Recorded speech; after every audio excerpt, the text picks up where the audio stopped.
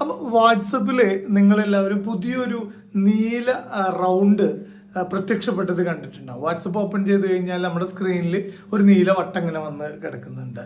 പുതിയൊരു അപ്ഡേഷൻ വന്നതാണ്. പുതിയ അപ്ഡേഷൻ എന്ന് പറഞ്ഞു കഴിഞ്ഞാൽ ചില്ലറ അപ്ഡേഷൻ അല്ല കേട്ടോ. അത് നമ്മുടെ AI ആണ്. അതായത് AI ഓപ്ഷനാണ് നമ്മുടെ വാട്സപ്പിൽ ഓപ്പൺ ചെയ്യാൻ നമുക്ക് പറ്റുന്നത്. അതൊന്ന് ക്ലിക്ക് ചെയ്താൽ നമുക്ക് AI ഓപ്ഷൻ കിട്ടുകയാണ്. AI നമുക്ക് എന്ത് കാര്യങ്ങൾ ചോദിക്കുമ്പോൾ, അതായത് ഇപ്പോൾ ഗൂഗിൾ സെർച്ച് ചെയ്യുന്നത് പോലെ നമുക്ക് കുറേ കാര്യങ്ങൾ സെർച്ച് ചെയ്യാൻ പറ്റും.